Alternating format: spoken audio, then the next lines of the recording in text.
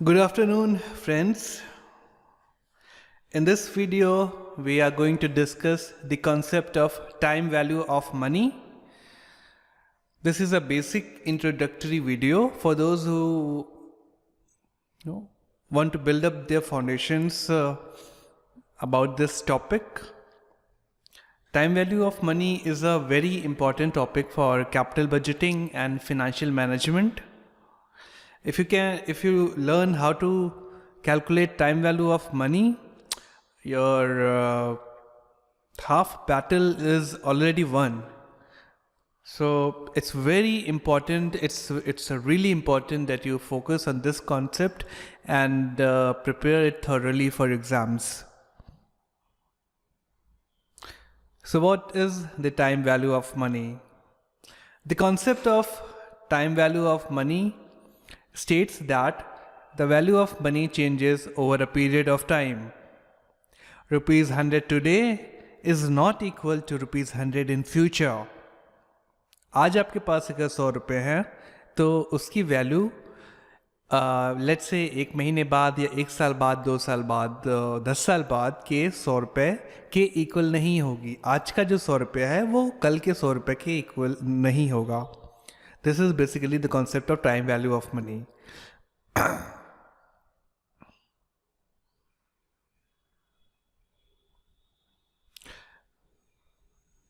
Considering other things, आज का जो आज का जो 100 रुपीज़ है उसकी वैल्यू कल के 100 रुपये से या 1 साल के बाद के 100 रुपये से ज़्यादा होगी, generally speaking. So, time value of money क्यों अराइज होता है, क्या रीजंस होते हैं कि we have this concept of time value of money? The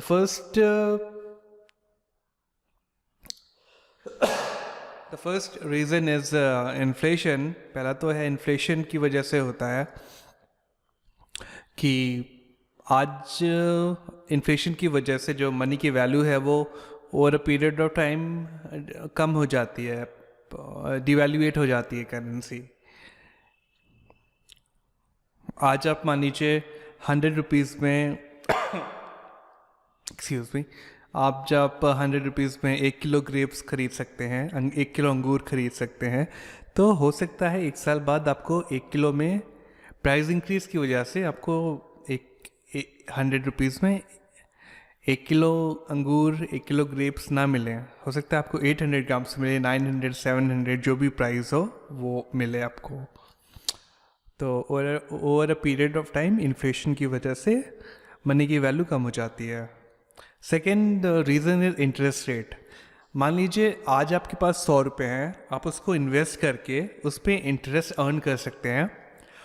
तो over a period of time आपकी जो मनी की वैल्यू है वो 100 प्लस जो आप इंटरेस्ट अर्न करेंगे उससे वो इंक्रीज हो जाएगी. ठीक है. थर्ड होता है एक रिस्क फैक्टर होता है. मान लीजिए कोई आपको ऑप्शन देता है कि आप आज 100 रुपये लेना चाहोगे या फिर 1 साल बाद 100 रुपये लोगे, तो most of the people would prefer कि वो आज ही 100 रुपये चूज कर लें, आज ही 100 रुपये ले लें.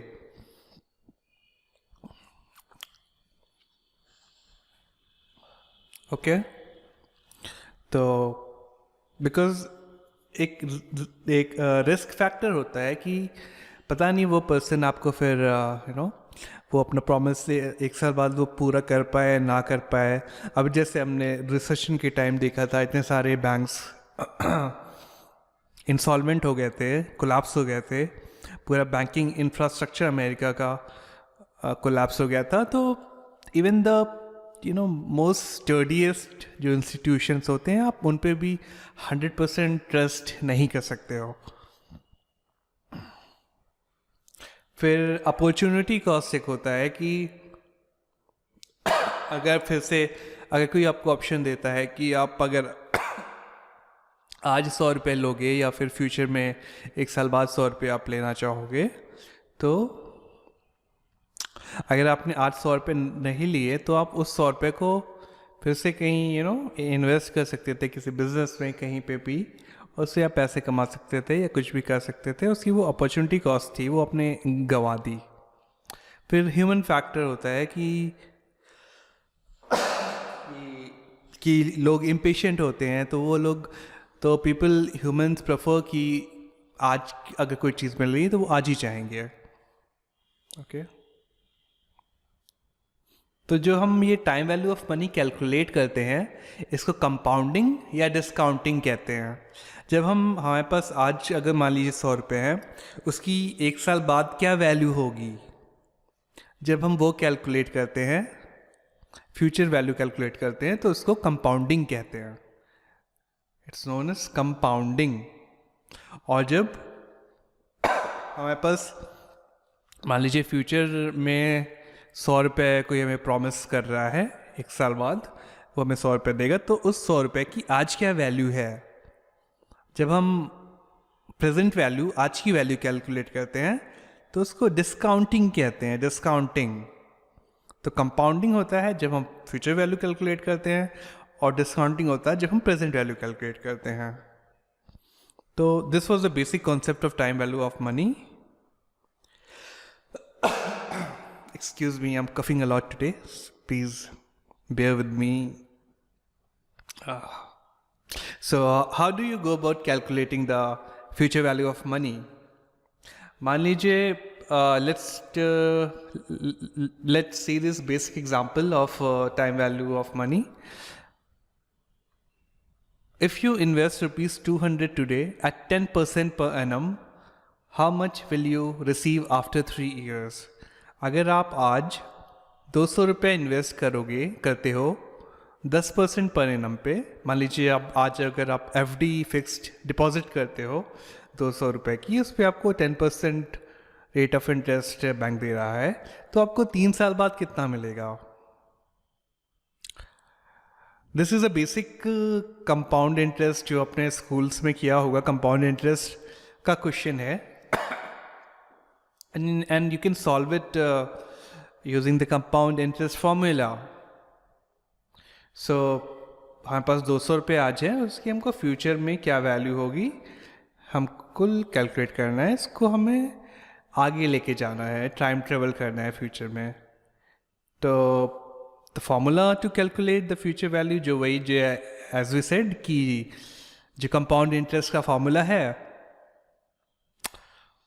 उसको आप अप्लाई कर दीजिए, you will get your answer.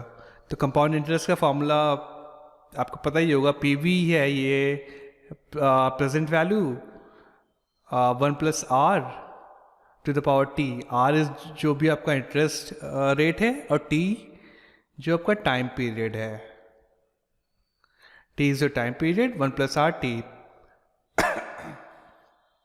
आपको याद होगा कि हम स्कूल्स में भी ऐसे ही कंपाउंड इंटरेस्ट कैलकुलेट करते थे, P 1 + R to the power T। तो PV हमारा प्रेजेंट वैल्यू आज 200 था, यहाँ पे 200 हमने लिखा, 1 प्लस जो भी रेट ऑफ इंटरेस्ट है 10% है, तो 10/100 या 0.10, और रेस टू द पावर 3 3 जो हमारा टाइम पीरियड है उसको, या 3 बार हमें मल्टीप्लाई करना है इस चीज़ को, तो 3 × 3 × 3 करने के बजाय रेस टू द पावर 3 कर देंगे। तो when you will solve this equation you will get 266.2। मतलब आज जो हमारे पास 200 रुपये हैं, उसकी फ्यूचर में वैल्यू है 266 रुपीज़ 2 पैसे। Okay, so that's how you calculate future value of money. Now let's see how do we calculate present value of money. So the question is, अगर आपको एक साल बाद 200 रुपये मिलेंगे, तो आज क्या वैल्यू है इस 200 रुपये की? If you are going to receive rupees 200 after 1 year, what is its value today? So we can use a timeline to visualize this problem. अगर हमें फ्यूचर में 200 रुपये अश्योर्ड हैं, तो उसकी आज क्या वैल्यू है, इसको हमें पीछे लेके आना है या हमें आज की वैल्यू पता करनी है। तो प्रेजेंट वैल्यू कैलकुलेट करने के लिए आपको तीन चीज़ें चाहिए होती हैं। The first is rate of interest, फिर future value FV future value चाहिए होती है, और टाइम पीरियड, क्या टाइम पीरियड है वो चाहिए होता है। ये तीन चीज़ चाहिए होती हैं आपको टू कैलकुलेट प्रेजेंट वैल्यू।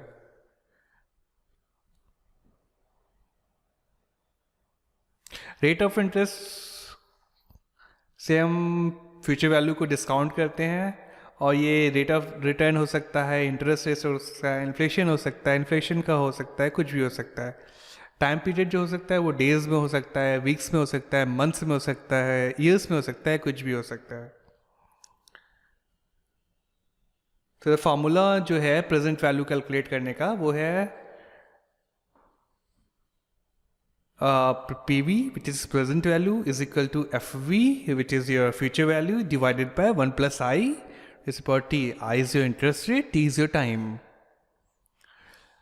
अगर आप ऑब्जर्व करोगे तो ये जो फॉर्मूला है, this formula we have derived from the formula of compound, formula of calculating future value. Future value की फॉर्मूला क्या था, present value into 1 plus i raise to power T.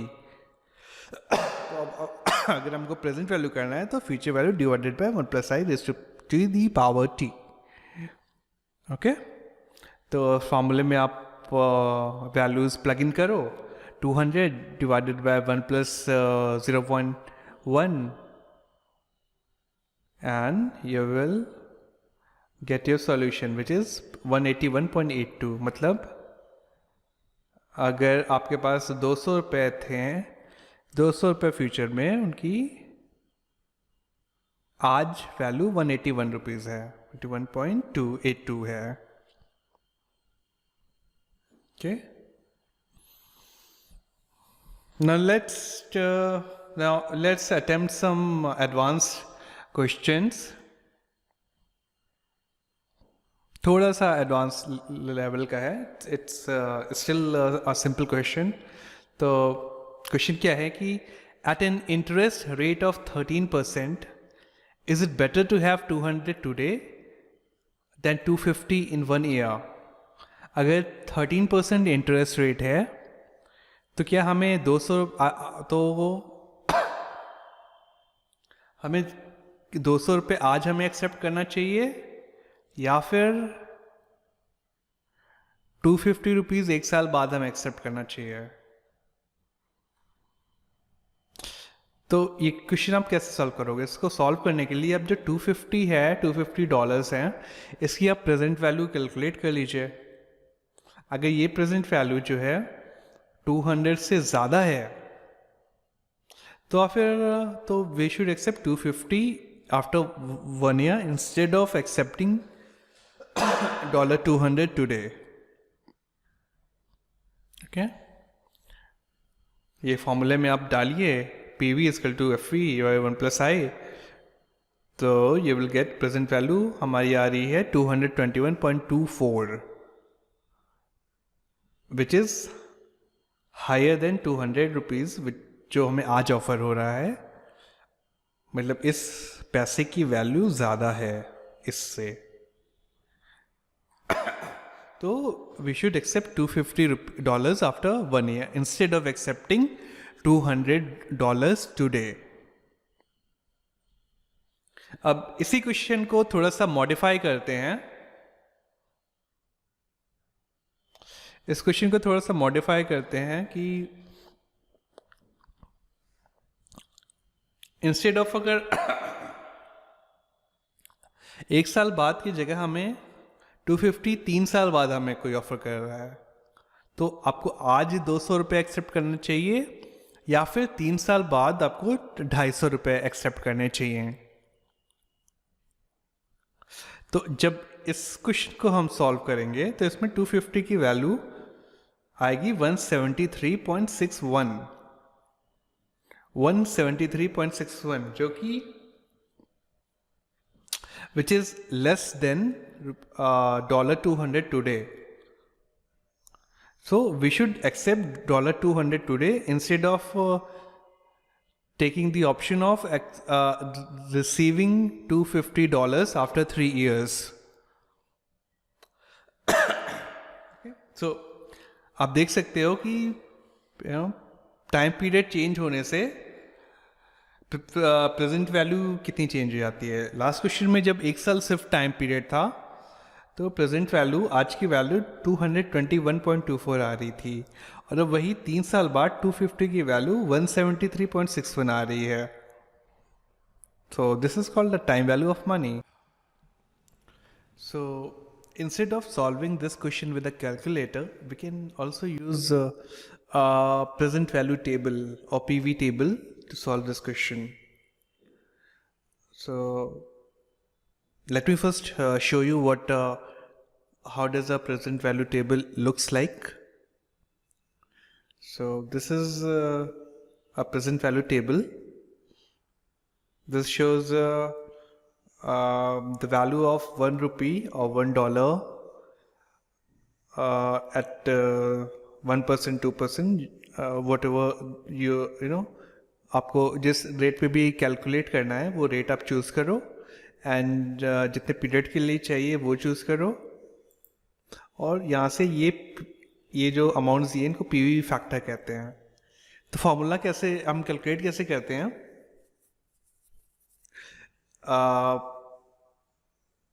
वही क्वेश्चन हम फिर से लेते हैं. 13% इंटरेस्ट रेट पे, is it better to accept $200 today और $250 आफ्टर 3 years?